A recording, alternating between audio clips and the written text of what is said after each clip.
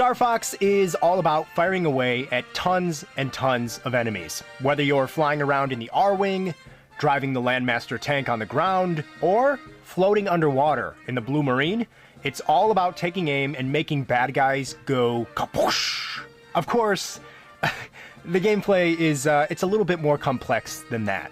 For starters, the game is built on rails. This basically means that you'll control your vehicle, but you're being sent down a predetermined path automatically.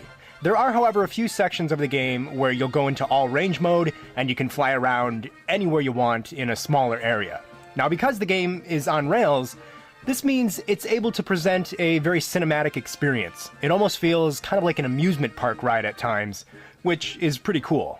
Now, the game features several power-ups to collect along the way, which appear after destroying groups of enemies or certain objects. Silver rings will replenish your shield gauge, which is, basically like your health bar, and collecting 3 golden rings will give you a stronger shield. Firing smart bombs allows you to take out many enemies at once with one big explosion. You can also power up your laser and find wing repair items, which are pretty handy when you're trying to defeat an onslaught of enemies with a beat-up R-Wing.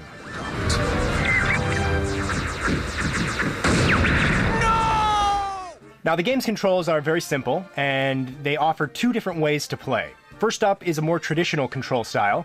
The circle pad is for moving your aim on the screen and steering your vehicle around. The A button is used to fire. Holding it down for a second will charge your shot, and you can lock onto enemies this way as well. Holding the B button down is to temporarily brake. X is to use your boost, and Y is to fire a smart bomb. The L and R shoulder buttons can be held down to take sharper turns or squeeze between cracks. You can also double tap the L or R button to do a... what is that move called again? It's a... Do a barrel roll! Oh, that's right, a barrel roll. There you go, I said it. Are you happy? Barrel roll. Performing this move is a pretty good way to avoid enemy fire. If you slide the circle pad up and boost at the same time, you'll perform a somersault. You can also do this by pressing up on the directional pad. Pressing down on the D-pad will turn your ship around. Of course, that move only works in multiplayer and in all range mode. If you're on rails, you really can't turn around. It's also worth mentioning there's even a classic N64 style control setup where the A button will brake and the B button is used for firing your laser. So if you want to really go classic, you can do that as well. The touchscreen is basically unused. There are moments during gameplay where you'll receive a message from Rob, and you have to tap the screen in time to accept the message. Other than that, the bottom screen will display incoming messages from friends or foes. Slippy, watch out! Bogey on your tail! Whoa! Help me! Now, the other control scheme uses basically the same buttons as the traditional style, but instead of using the circle pad to aim, you'll use new gyro controls. You'll move the system around to take aim. This way works very well, but of course, you'll have to turn the 3D off, otherwise the effect will become blurry based on the angle you're viewing it from. I feel like the gyro controls are more accurate, but it is a bit more difficult to pinpoint and shoot at tiny objects on a small screen when you're moving it all over the place. So I do prefer using the circle pad and viewing the game in 3D as opposed to the gyro controls, which is a little strange because I'm a huge fan of motion controls.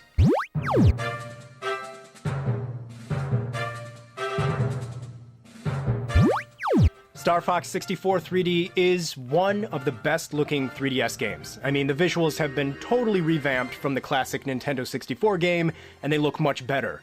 The reason the visuals stand out is due to the extra shaders they've added into the game, which means you'll see shiny metallic surfaces on ships and bosses, bump mapping on the ground, you'll see reflections. All of these bits of extra detail really make Star Fox look more advanced than most portable games out there right now.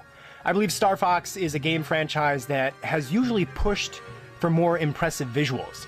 Here on the 3DS, it's really awesome to see all the explosions and laser beams and squads of enemies coming towards the screen. I mean, really, this is pretty much one of the quintessential games you would want to see in 3D. I find myself playing Star Fox 64 3D with the 3D slider cranked all the way up, pretty much 100% of the time.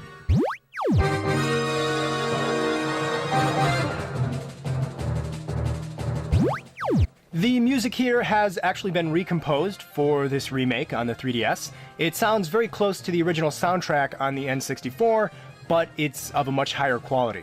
Personally, I think the Star Fox series is home to some of the best video game music. It's got a very authentic, exciting vibe to it.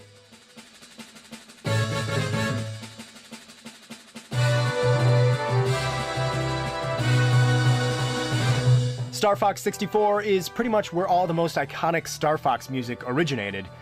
This is all stuff you probably have heard before, but it sounds much more up-to-date and cleaner. Of course, this is Star Fox, so the game is loaded with cartoony dialogue from your teammates and your enemies. Nintendo actually brought back some of the original voice actors to re-record their lines, and honestly, I don't know, I'm not so sure that was a great idea. A decent amount of the dialogue is read in a pretty lifeless manner at times. Jeez Louise, what is that? That temple gives me the creeps. Now, I do realize that this is a game about a fox, bird, rabbit, toad, and monkeys, so you really can't take it that seriously to begin with. But we've definitely heard way better voice acting in Star Fox Assault on the GameCube, for example. Even though it is a bit emotionless, it's still goofy, and it's fun to have the characters constantly chatting, except for Slippy.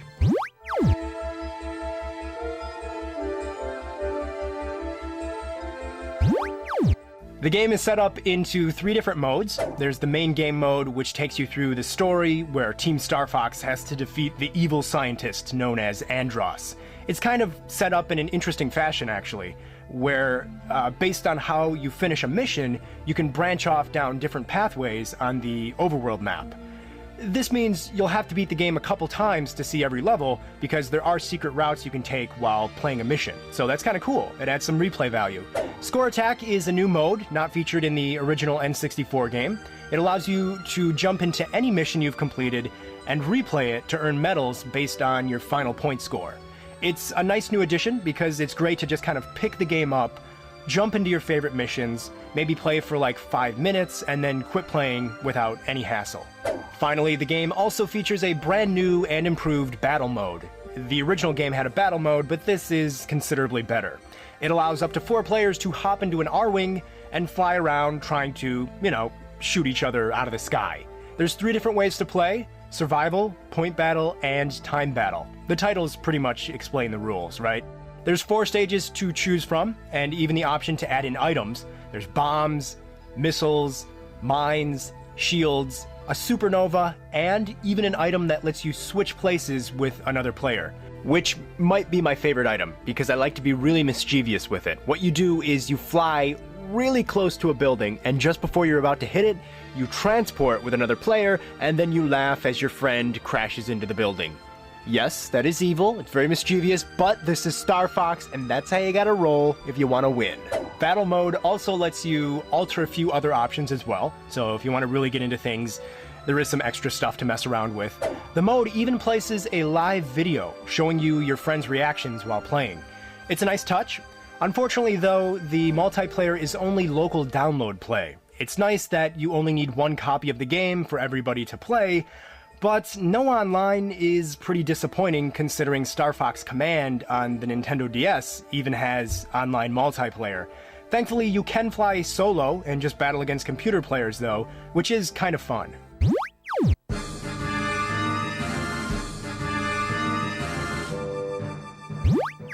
Star Fox 64 3D is definitely a good addition to the Nintendo 3DS library. However, it's not without a few deflating moments. For example, due to the small screen, it can sometimes be difficult to directly pinpoint and shoot at smaller enemies and targets, especially when your team members are shouting at you for help and you're spinning around trying to locate them in the heat of the action. That's not always easy to do on a handheld screen as opposed to a big TV screen. I also kind of feel like 15 missions by today's standards is a bit outdated and slim. A totally new Star Fox game would probably be expected to deliver much more than that. It would have also been nice to see the multiplayer mode feature a couple more stages, Landmaster battling thrown into the mix, and of course online support. However, in the end, let's face it, this game is very addictive to play, and it's just flat out fun. It's also maybe the best example of 3D visuals in gaming so far. I'm not really one of those people who thinks that 3D is mind-blowing and it should be the standard for every video game now, but I gotta admit, watching lasers coming towards you, ships explode everywhere, and big, angry bosses try to crush you is undeniably an awesome sight in 3D.